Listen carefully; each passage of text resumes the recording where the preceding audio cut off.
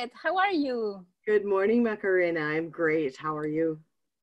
Fine, thank you. I'm so happy to have you here in CPTED Talks. Finally, we could arrange the momentum. Delighted to be here. It's very good, and also because I work very close and hard with you for the ICA. We know each other, and I think you have many messages to spread with the audience regarding CPTED. So thank you for being here. And I will start, Elisabeth, reading your biography. Thank you. So Elisabeth Miller is an urban planner with the city of Saskatoon with a specialty in urban safety. Under her leadership, the city of Saskatoon has embedded the philosophy of safe growth and the principles of crime prevention through environmental design, CPTED, as a way to achieve a safer Saskatoon in the city's official community plan. Currently, Elisabeth is the neighborhood safety coordinator in Saskatoon and responsible for working with the communities to identify issues, carry out risk assessments and safety audits, public engagement, and the implementation of safety recommendations. Elisabeth chairs the City of Saskatoon's CPTED Review Committee.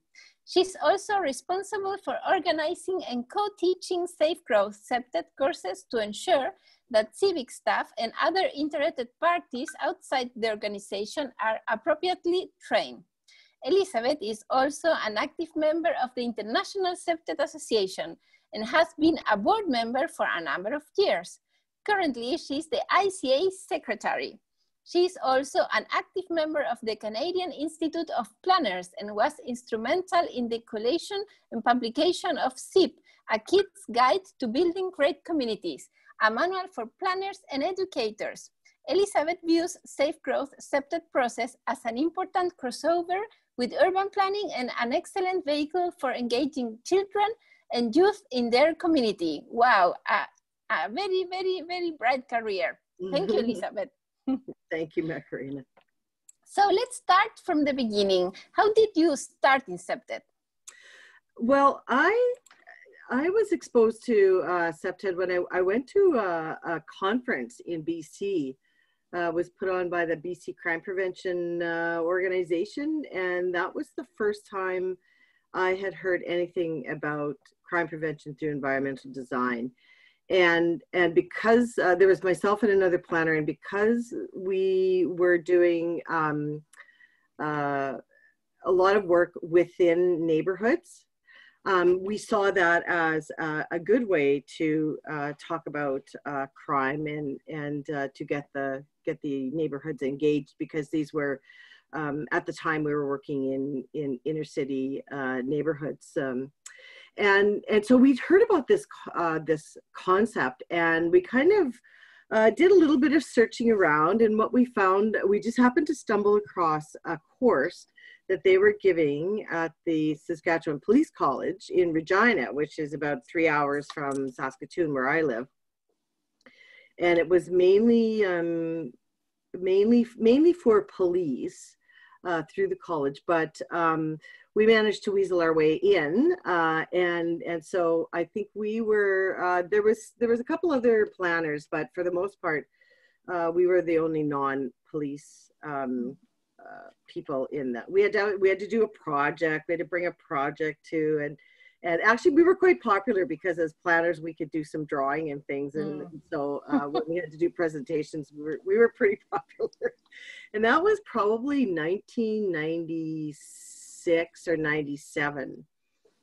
And what we saw as planners, was a really good connection with a way to talk about safety and crime prevention within the neighborhoods that was different from what we typically had been doing, which was mainly talking about just the level of crime stats through services.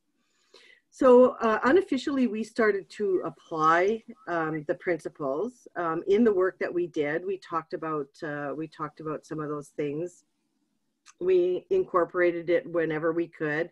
In fact, we actually started to write it into job descriptions just we didn't ask anybody, we just did it. And because I was lucky and I had a very supportive manager at the time. And he really saw the connection between CPTED and planning and the things that we were doing.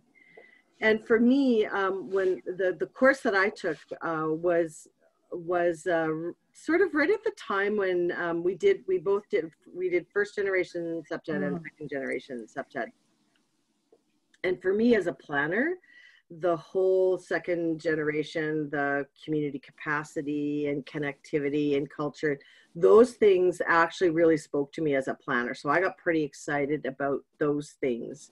You know, the first generation principles are good and they have their place, but once we got into the second generation stuff and we talked more about the people part of it, that really spoke to me. So I continued to be involved, and at one point, I think it was probably around 2001, they were trying to run a course in Calgary, and I was trying to get some people from Saskatoon to go so that I had somebody to talk to, and I wasn't just all by myself. Hello. And so it didn't look like the course was going to go ahead. So I said to the organizers, well, if I can get enough people together in Saskatoon, would you consider moving the course? And they said, well, yeah, sure. This is what we need. So I twisted every arm I could possibly get a hold of and actually made the number of people that I needed. There was a few people came in from out of town, and that was kind of a landmark class. It was basically our tipping point, because we had a significant number of people from our organization, from the city of Saskatoon. We had people from parks. We had people from sport and recreation, which are the ones that work directly with the communities around organizing sports and organizing the community associations. We had community consultants, which worked directly with community associations. We had some engineers, we had the planners, we had transit. And so we had this much larger group.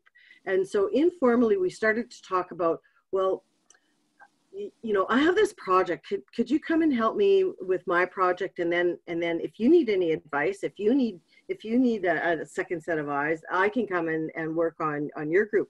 So we started to get together informally, and we would review projects that we were working on and get everybody's opinion. So the people from parks, for example, they would comment on, they would look at the project. They had all the parks information and skill sets and knowledge, but then they put on their safety glasses and we looked at it from a slightly different perspective. And then any of the recommendations were, you know, either implemented or not. We were very informal. So we embarked on a process of how are we going to formalize this within the city. We saw it as a real advantage to the planning and the engineering and the community work that was already being done. And so it was another way, an alternative to just straight policing, that we could work with the communities. And since we were already working with the communities through the planning process, then it just fit really quite well, particularly when you get into the principles are in second generation and you do the community input and the community consultation. And the idea for us was, once we're finished with a local area plan, which is the process that we use, once we're finished with that, then the community's gone through the process and they know the connections. The next time a problem comes up, they can go, okay, what did we do the last time we had an issue like this? We talked to these people and we kind of went through this process. And so they have the skill set, they build that skill set and that knowledge base so that they can then address their own problems. They don't have to look to the city all the time. They go, no, I know how to do this, and I know who to contact, and I know how to get this information. And so it makes for a stronger community.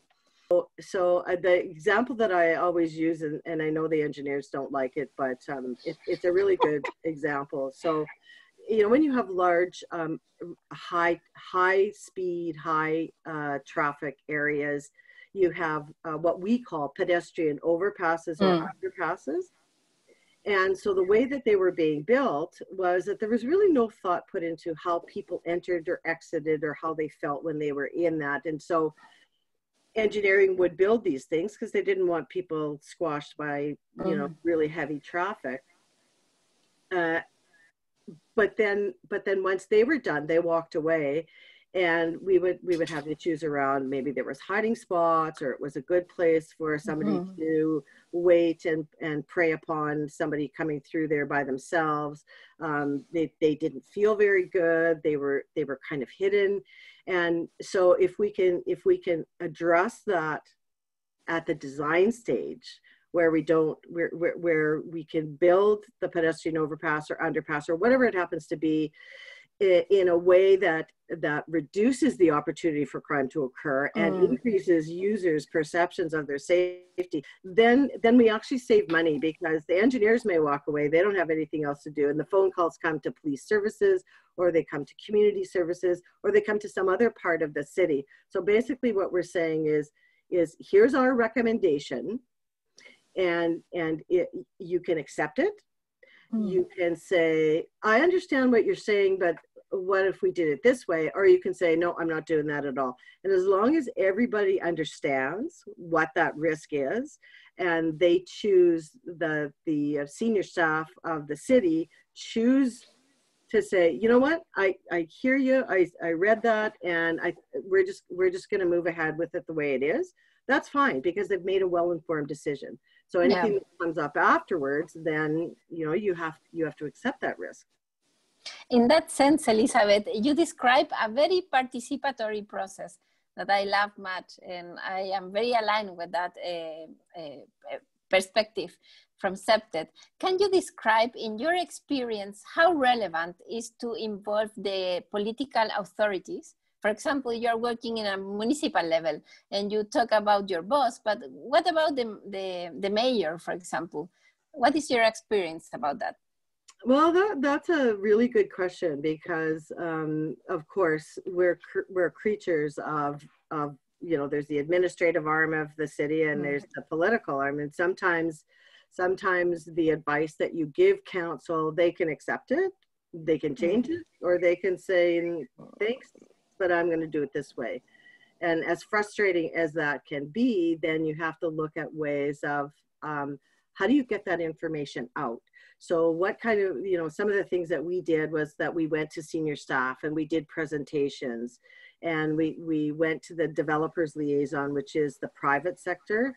And we said, yes, we're going to review your developments, but it won't cost you more money, and it won't take more time. And these are some of the benefits. We've yet to have anybody sort of take up and use it as a marketing, you know, like we've looked at this from a specific point of view and a safer design, but that's often what you end up with. And so all of our civic structures, developments, and plant facilities all have to go through an interdisciplinary group called the CPTED Review Committee. So perfect. All of our we made a conscious choice to start with the city projects, the civic projects. So any project that the city runs or has significant money into it or is a partner in it, then we require that project to go through a CPTED review. So we review it based on the 14 principles that Saskatoon has adopted, and then we make recommendations, and then the proponent or whoever's project it is has to respond to that, saying, yes, this is what I'm going to do, or I'm going to do it this way, or no, I'm not going to do that. So all of our projects go through that review, and we often will have, because they see the advantage of it, we often have private developers come through, and they'll ask if they could, you know, could we look at their project. This process is a very relevant process, and we hope that other countries or other municipalities could implement that process. It's a very recommended process. In that sense, Elisabeth, Canada is a very beautiful country and very well known worldwide as a very safe country. Do you think CPTED also has something to do with this crime situation in Canada with low rates of homicide, for example? Do you think, or it could be more implemented in Canada? I think we are a little bit different here. It depends on where you are. Canada is a very, very big country. And so the difference from the East Coast and the Maritime provinces to the West Coast and those provinces, it differs quite a bit across the country. We have provinces with significant populations and very, very large cities like Toronto in Ontario, Vancouver in BC, and then we have like in Saskatchewan, our cities like Saskatoon is about 350,000. So we're much smaller, less dense communities. And we practice CPTED in a number of different ways. Not everybody practices it, and we've tried throughout the years to do presentations with the Canadian Institute of Planners and working with some of the kids that we in the schools in Saskatoon, particularly in neighborhoods that we're working in. We'll try and engage the kids. But across Canada, it's practiced a little bit differently, and I think that Saskatoon is probably has the most developed program. Although some of the other provinces, like Vancouver, has been practicing it for quite a while, and often it's as opposed to having an identified program. Sometimes there's one person, like with all new things. Sometimes although it's not all that new, but you have somebody who acts as the catalyst within the community or within the design community or whatever it happens to be, and hopefully my hope is that I spread the knowledge and the interest wide enough that when I'm done, when I retire out of the city, that that will continue, that there will be people with knowledge to be able to continue that, because I think it's really valid. Yeah, and it's a beautiful work because you are helping your community. And you're helping to promote a safe strategy that is a very holistic strategy in your communities. And that's a beautiful work.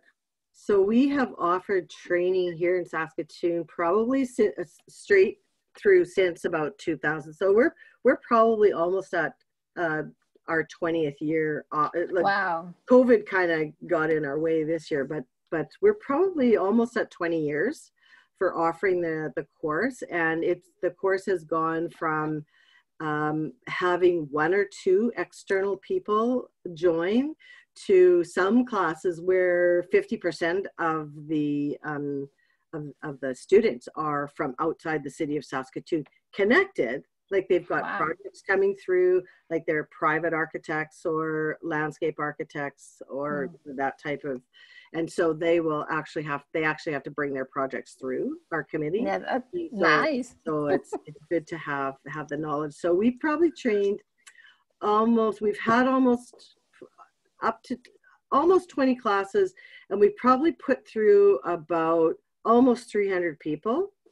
Yeah. And of those people, then they sit on the CPTED review committee, and we're probably coming up to about 350 reviews, individual reviews that we've done. A very good number. Yeah, very, very high number. Proud of it. Congratulations. Thank now you. I will shift you to another arena, to the ICA arena. Past year, we met in the International CPTED Conference in Cancun. You went there with all board members, and we saw there that ICA is becoming a very international institution. Now we are launching the umbrella initiative worldwide, and you are part of that initiative also as ICA board member.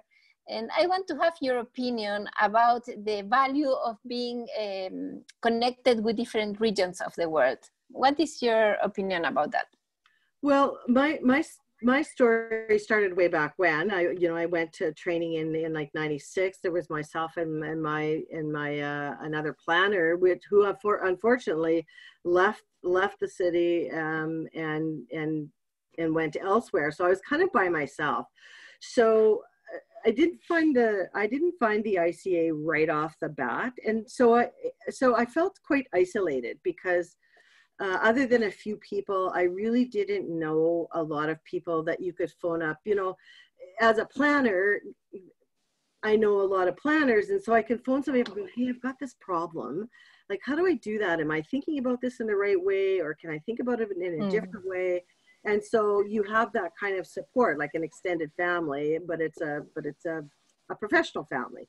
And so with the advancement of the ICA then, and getting to know and coming to some of the conferences and getting involved, then there's all these people that I met who have this background in crime prevention through environmental design. And some of it is quite different. So, you know, people come at it from different ways. They like one theory versus this theory, and just how CPTED has developed over the years. It was like finding a long lost brothers and sisters, because now I could talk to somebody and I didn't have to explain everything, and we could have a good conversation. Yeah. And eventually there were people, even though they were across the world, I could phone Tinnis in South Africa because he was doing something with housing, or I could phone Greg because he's doing something with a community, or Matea, or any of these other people, and sort of bounce something off of them. Or it's like, have you got a report? Like, I have to write this report. Like, I haven't even got a, you know, this is what I'm thinking. Like, can you help me out there?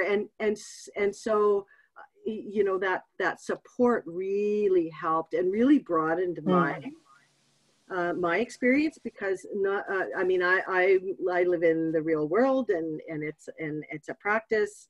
And so learning from the academics that are in the ICA, and getting more knowledge on sort of the research and information, qualitative, quantitative information, that was really good. That was really good for me. So it's quite funny in the early days, talking to some of the people. They're like, "You're a planner? I can't even get my planners to talk to me. Like, how do you do that?" And I was the opposite. I was like, pounding on the door of the police station going, "Let me in, I have something good to talk about." And that's nice. We have finally come together quite a bit better, and the police are very supportive of some of the work that we do, and yeah, it's good. We say that we as ICA are a big family, so that's true. Yeah, and would you recommend to the audience to become an active member of ICA? Yes, I would. I think that particularly in the last little while, the amount of support that we can offer people, and the amount of work that the executive and the board members are doing, setting up the umbrella structure, the webinars, looking at putting out the newsletter again.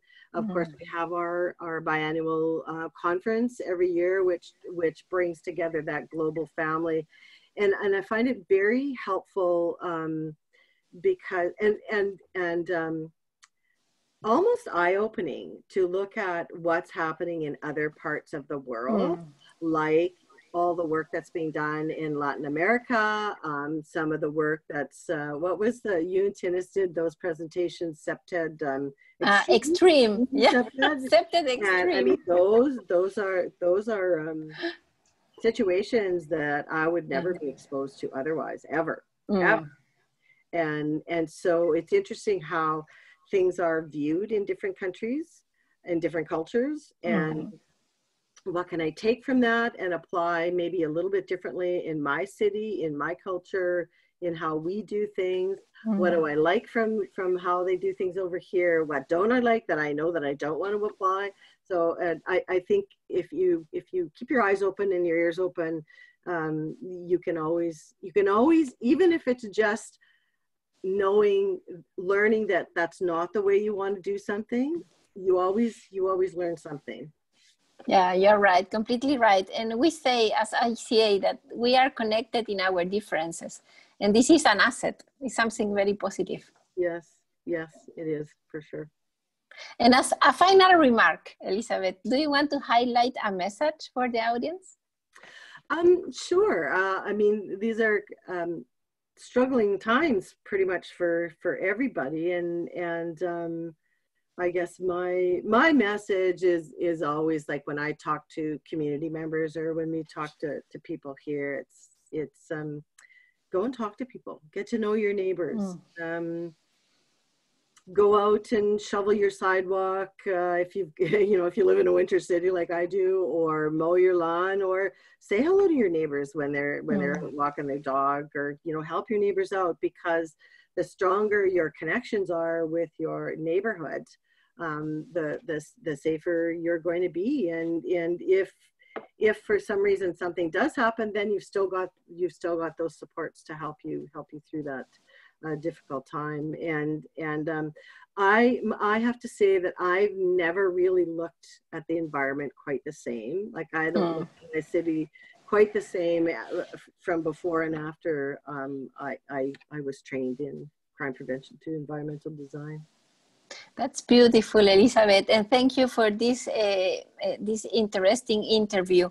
I am sure many people will give us a like and will subscribe, and we will subscribe to our channel because of your interview. Oh, well, thank you. It was a delight. Thank you, Macarena. I always enjoyed chatting with you. So bye-bye, Elisabeth, and see you soon. Thanks, Macarena. Bye-bye.